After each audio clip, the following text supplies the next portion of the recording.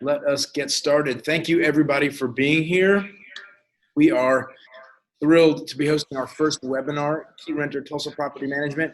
And this webinar is on the benefits of using a property management company. We will answer a number of questions about what we do, why we do it, and how we can help property owners manage their properties better, more professionally, and for a higher return on investment than we believe property owners can do it by themselves. So welcome, we're glad you're here. We are super happy, eager to share more of the benefits of property management, or more about the benefits of property management. There is a comment section below this video, and you can utilize the space to ask questions or offer feedback. If you can't hear me, if you can't hear somebody else that wants to talk, feel free to leave a comment and let us address the issues or answer your question.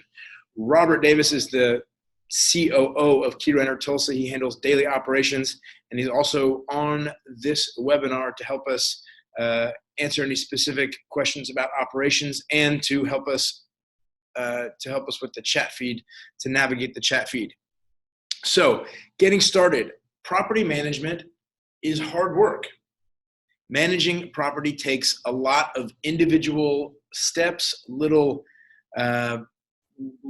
details that need to be monitored, little details that need to be addressed as we go through the leasing process and into the managing process.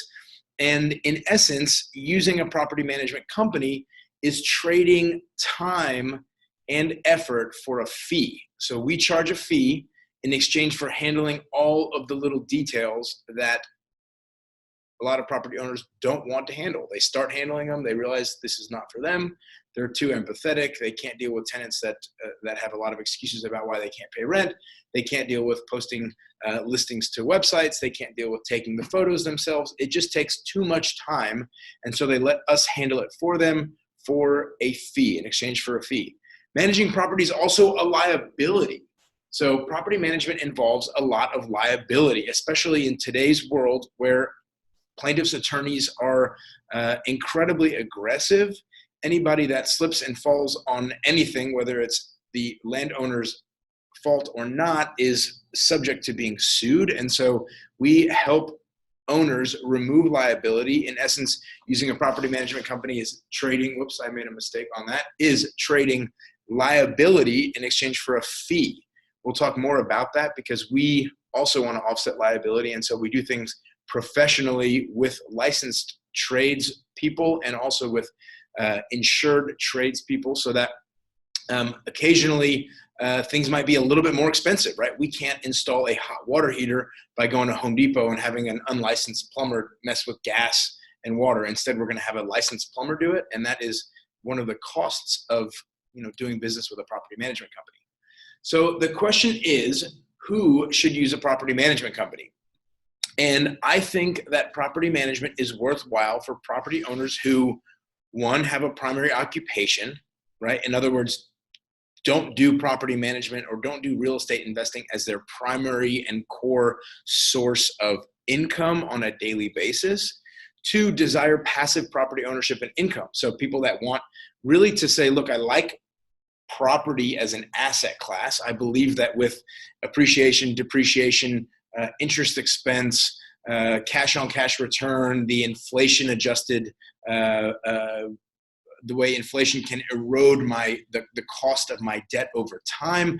I love all of those things. I don't necessarily want to deal with posting listings online, with dealing with tenants, with collecting rent, with what I often refer to as slipping up the stairs on the ice as we go to collect rent in winter, as so many people do when we take over their properties. We find that's a common theme.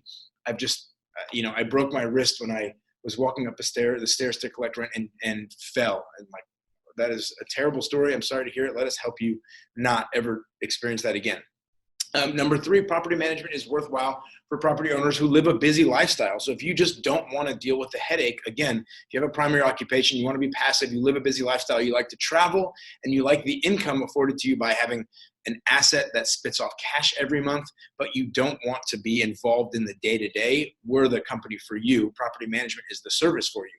If you value a professional experience, meaning photos that are taken with, with a professional camera by a professional photographer, and it displays the property, the asset in its ideal light, we're the company for you. If you want the phone to be answered at all hours of the night, because some tenants like to explore property when they're off of work, and that might be at 11 o'clock at night. If you want somebody to answer their questions at midnight, you want a property management company. If you don't want to be answering those questions yourself on Saturday or Sunday, or scheduling viewings yourself on Saturday or Sunday, let us handle that for you. And then finally, for property owners who want to transfer a portion of liability to a third party, we take, I think it's often overlooked, but property managers take a fee in exchange, as I said before, for a portion of the liability. And so we are the first line of defense when a tenant says they're going to sue us for God knows what. We are the first line of defense, and we have defended ourselves in front of various county judges here in Tulsa, defended our leases, and we're happy to have done that for owners. So what do we do as property managers? Well, I'd say we lease property and we manage property. So let's go through what that actually looks like. What does a property management company do for you on the leasing services side? Well, we prepare the unit. If we need to evict a tenant, I can't say we're happy to do that, but we do that service. So oftentimes owners come to us and they say, help, I'm pulling out my hair. My tenant was great for 2 or 3 or 4 years, and now the tenant lost their job, is unable to pay rent, and I've been working with that tenant for X period of months, days, weeks, years, whatever, and now it's come to the point where I need to evict this tenant. I don't know what to do. And I got a call the other day from somebody who had retained an attorney for $1,500 to do the eviction. I said, stop. We do that service. It costs us, with our attorneys, it costs us between $123 if uncontested to $85 if it's a contested eviction with a sheriff's lockout. So we do the service all the time, and we can help navigate owners through that process. So we'll handle an eviction if we need to. After there's an eviction and a sheriff's lockout, we'll do the cleaning. We have vendors that will go in and just take everything out of a house. Some of it goes to the dump. Some of it can go to Goodwill. There are various places for each individual item, but it will be clean by the time our vendors leave that property. We will change the locks. We'll install new appliances if we need to. And then we're going to ensure the unit is rent ready. We have a minimum property standards form that we use to make sure that switch covers, outlet covers are not broken, that windows have blinds, that windows aren't busted. There are a number of, I think it's a full page or 2 pages that lists everything that needs to be done to make sure that a tenant has a habitable and respectable place to live when they move in. And part of that reason is that we know that happy tenants that are happy when they move into a property, are way more likely, 60-70% more likely to sign a renewal when it comes time for that. And that increases owners' ROI. We want tenants to stay in properties for a long time. We don't want to see vacancy between leases. We want to extend the period as long as possible. And so that's a great thing for owners. It's one of these a stitch in time saves 9 scenarios where if we just do it right at the beginning, we're much less likely to have turnover and have to do everything over again after 12 months. Oftentimes what we see is, a tenant goes into a property, they realize that their garbage disposal doesn't work. Okay, that's one thing. Then they start flipping other switches and go, oh man, if this doesn't work, what about this and this and this? Then they see a cobweb in the corner that wasn't properly cleaned. And then they start checking the baseboards and they realize that, this happens, then a light bulb's not, and they just keep digging and digging and digging and start freaking out. So if we just do everything on the front end, there's a much lower chance that a tenant will come in and find a bunch of things that are wrong and freak out and demand that we take action, send back cleaning crews, send back maintenance crews, and the like. It saves everybody a lot of money, time, headache, anger, etc. if we just do it right the first time. So ensuring the unit is rent ready is a great part of the leasing service. And we, of course, have our maintenance technician go out to every property and do a full inspection report so that we know that plugs work, that the heater works, that the AC works, etc. Marketing the unit is the next step. Once the unit is ready to lease, we'll market the unit, and we run rental comps using 4 different sources to make sure that we have a pretty good understanding of what has rented in the area and what this specific property should rent for. Now, we oftentimes rent multiple units in the same neighborhood or within a very short radius distance of where the property that we're leasing is. So we have a good idea of what a property should rent for. We do use Rentometer. That's a great source for particular neighborhoods. I wouldn't say all neighborhoods have a great indication on rent range, but many do. We use Rentometer was the first source. We use Rent Range, which is another source. I think that's a couple, $4 or $5 every time you run a rental comparable.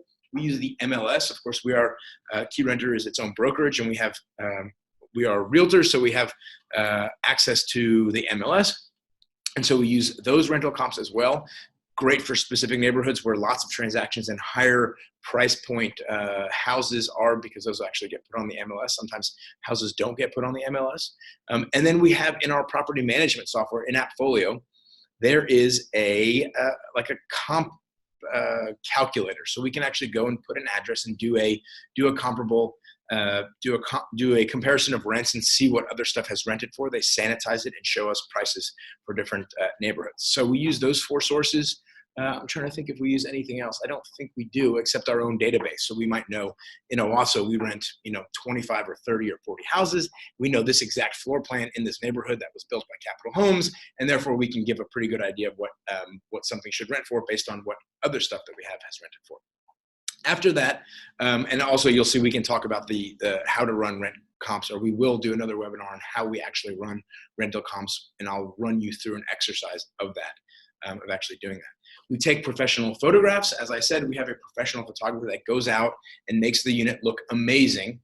We occasionally have tenants that go, or prospects that go and see properties and say, this looks way better in photos than it does in real life. And to that, I say, fantastic. Thank you to our photographer. That is great. If we got somebody to a property and they're a little bit disappointed that it doesn't look as nice in person as it does in the photos, I would say that's still mission accomplished to a great extent. Happy that not happy to waste anybody's time, but happy that the photographs make the property look really good.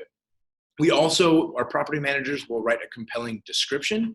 They'll talk about the neighborhood. They'll talk about the amenities nearby. It's easy to access this in this part of town.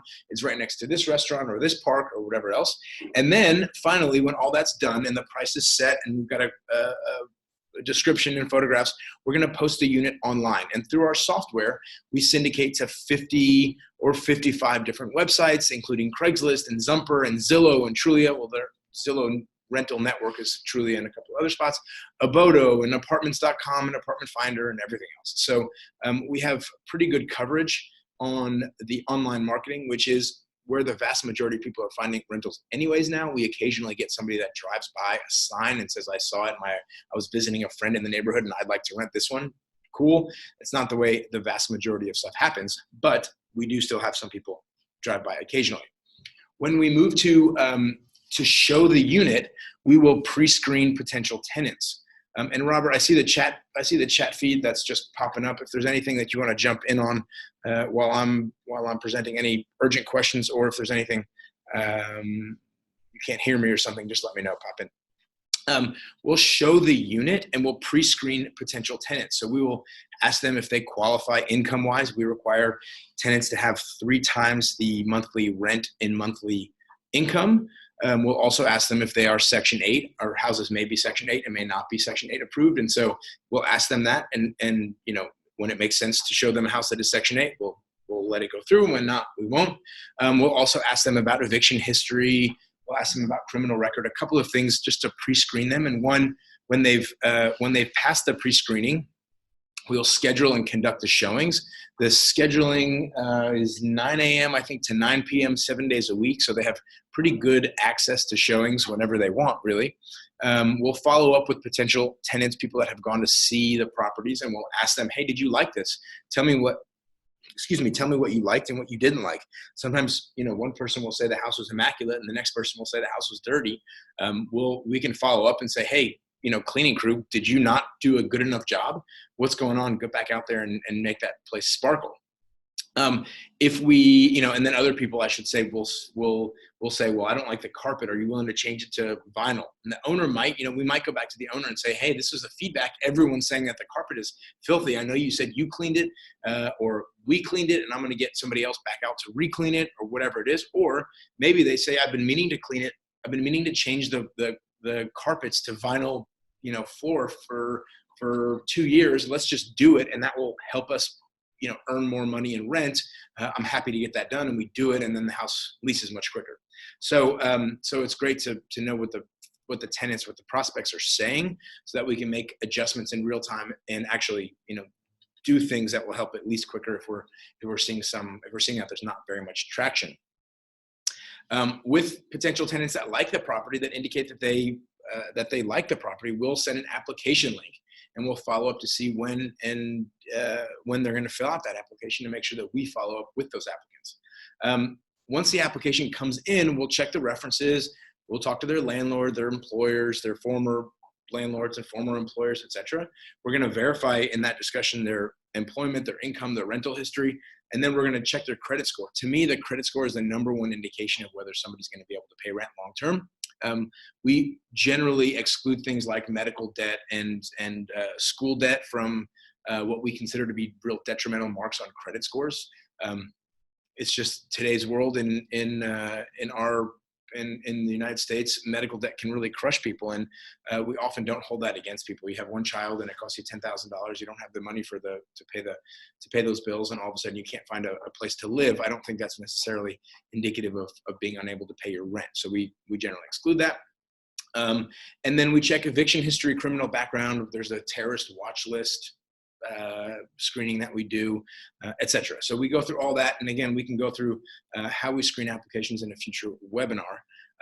And then we will generate the lease. So we have a lease. It's pretty strict. It's pretty, I would say it's very binding. It's upheld multiple times in court, as I said, and it's been reviewed by an attorney. That was the first step, and we review it every year to make sure that it's still legal, and that the attorney doesn't have anything else to add based on recent statutes or laws or whatever else. And then we take that lease and we draft it in a way that protects you as the property owner. It lists us as the landlord instead of you, so there's another layer of removal between you and the tenant. And then we send that to the tenant, have them sign it, collect a security deposit, and then when moving the tenants into the unit, we'll do a final cleanup, a sparkle, if you will, just running by and dusting things off, depending on how long the property's been vacant. And we'll fix any last-minute items that need to be fixed, blinds, leaks, just kind of last-minute stuff. And then we'll make sure that the move-in process happens very smoothly with the transfer of keys, etc. Then we move into management services. We move into managing the property, and we say once the property's been leased, we'd like to make sure that we meet your needs and the tenant's needs, because the tenant's needs are obviously the most important aspect of making sure that the property stays leased and renews after the first 12-month period. So we'll cover a lot of the stuff in future webinars, but for the time being, I'm just going to say we collect the monthly rent, we assess and collect late fees, we post and mail legal notices. That's the case when we don't get rent by the 5th. Well, by the 6th, we're going to send a 5-day pay or quit notice. And then by the 11th or 12th, we're obviously going to send that through to our process servers and attorneys to make sure that it goes to evictions, because we want to encourage people to pay their rent on time every month.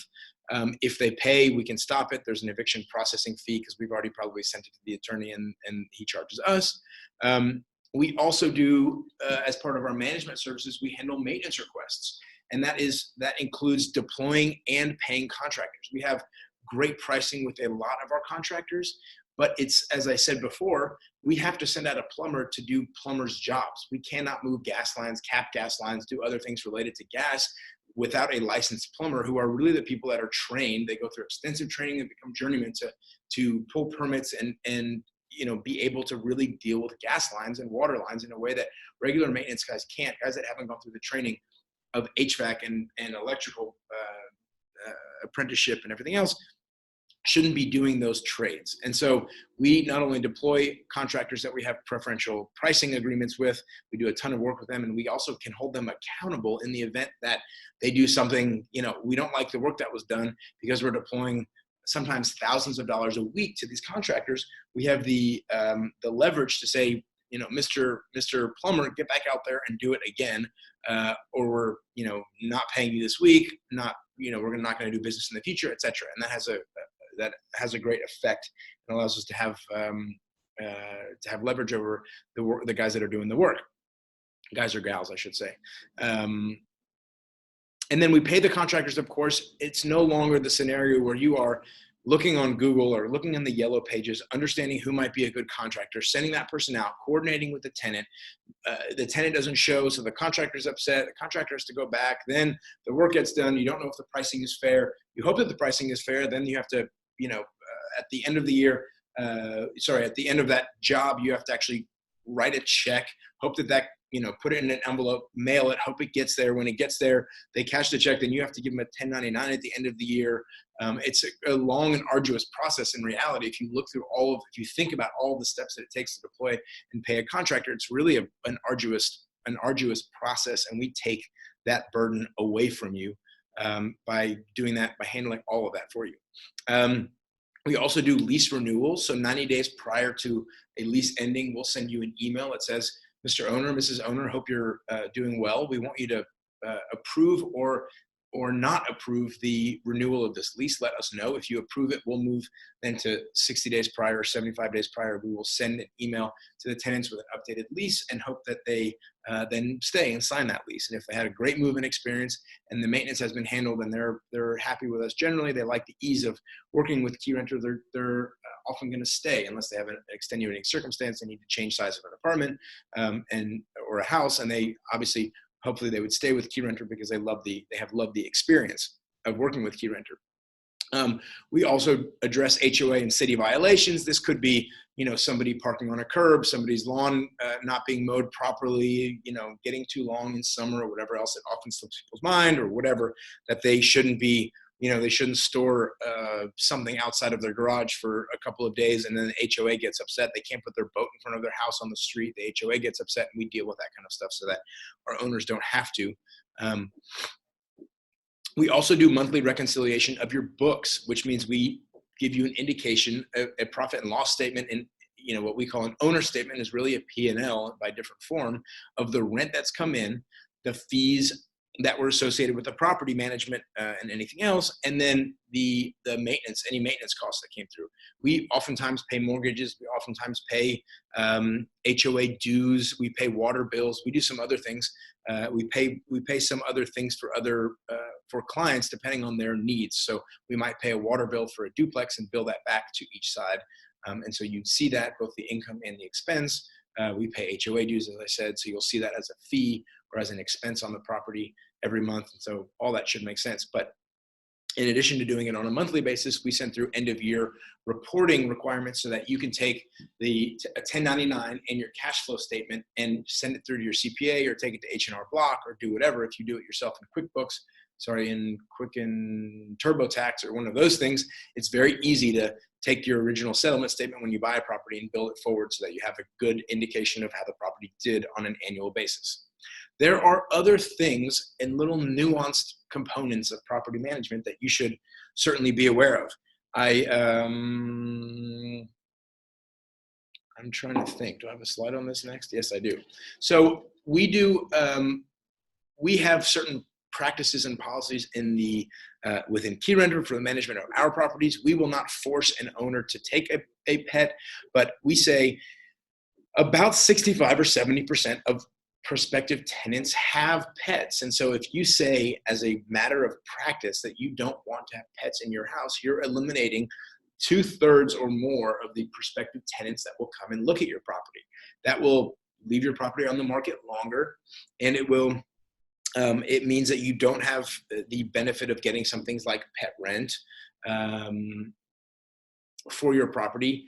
And to the last point on this slide, service animals and assistance animals, you don't have the ability to deny them anyways, except in very extreme and extenuating circumstances. So you can say you don't want pets, and then somebody comes in with an assistance animal, with an emotional support animal, and based on HUD's or fair housing regulations that indicate you need to provide reasonable accommodations, you're pretty much, your hands are tied, so to speak, and you have nothing to do except allow that service animal or assistance animal or emotional support animal into your property. So we generally say pets should be allowed, and we take a pet fee instead of a pet deposit.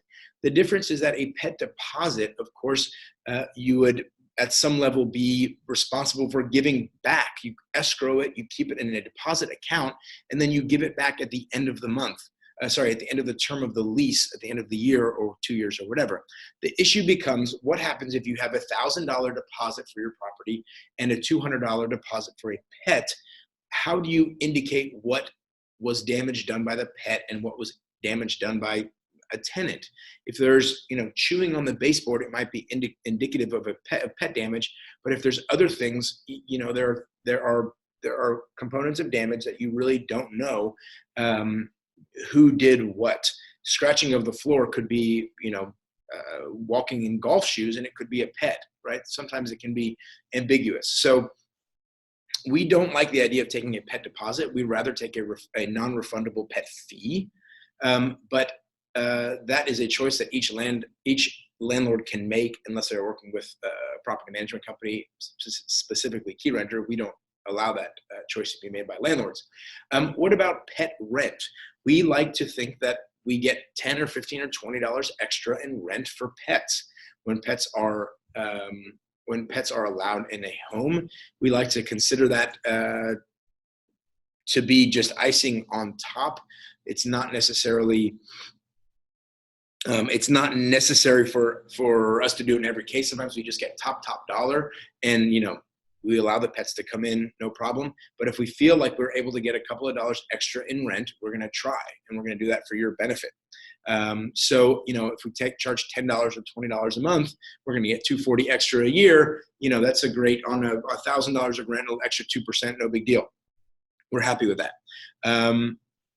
Service and assistance animals, as I touched on before, there are reasonable accommodations that we must, as landlords, oblige. So as I say here, providing reasonable accommodation for assistance animals is mandated by federal law, and that's according to, wrong,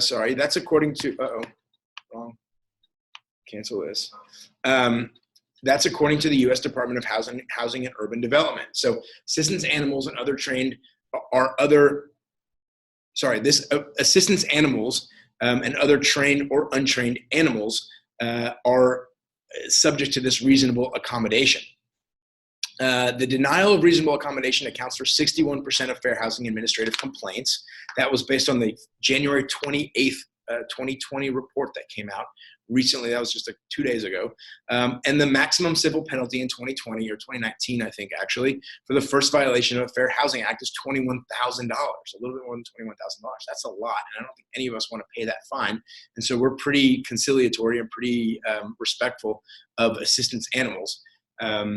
The request for reasonable accommodation can involve more than one animal. So that's something that not everybody knows. Somebody could have a disability, whether observable or unobservable, that means they need a dog potentially and a rabbit. One is an emotional support animal, and one facilitates their movement around a house, for example. So one person can have multiple animals that are both considered reasonable accommodations by a landlord.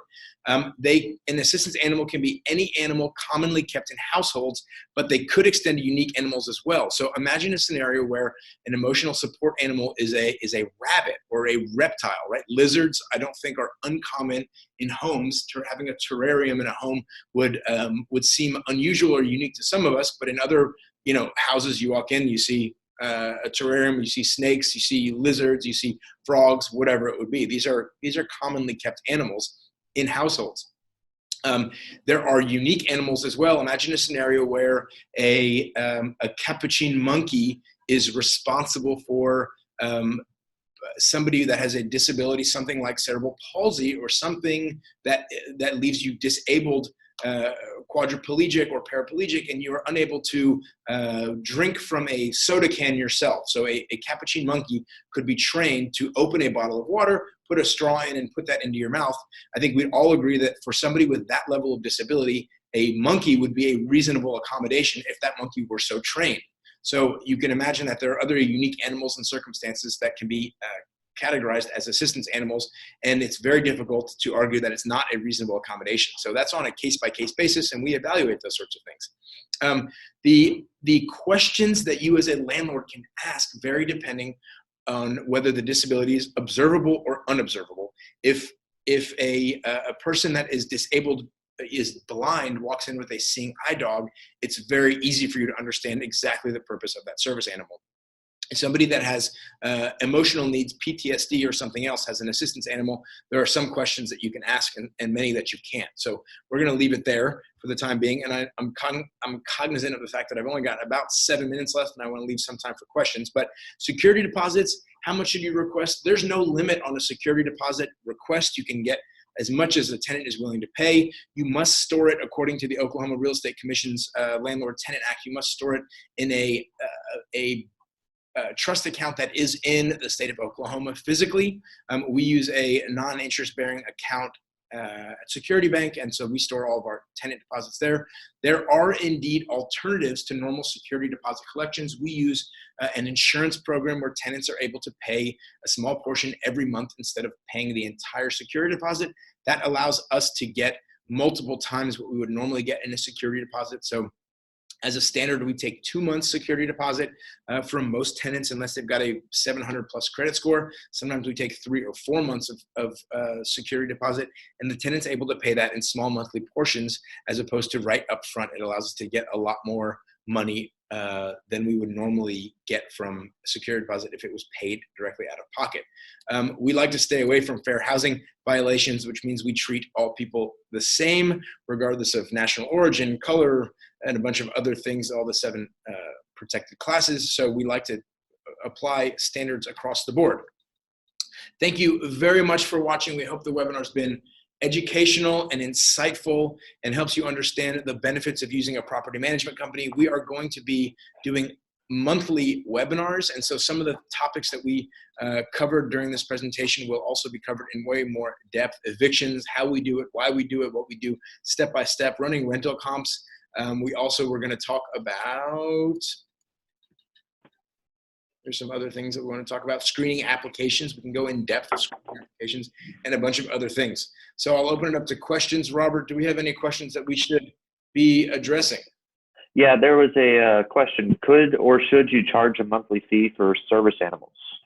So that's a great question. You may not charge any sort of fee associated with service animals. You cannot charge an application fee. Sometimes people charge application fees for screening a pet.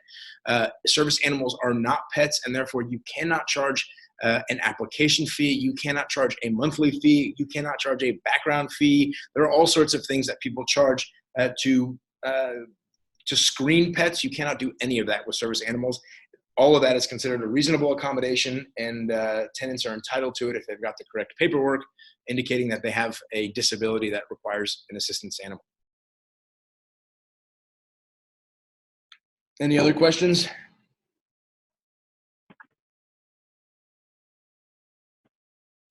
Okay, so if that's it, I will sign off here. Again, thank you very much for watching this webinar. We're happy that you have been here to share this time with us, and we'll look forward to seeing you again for our future webinars. Check this.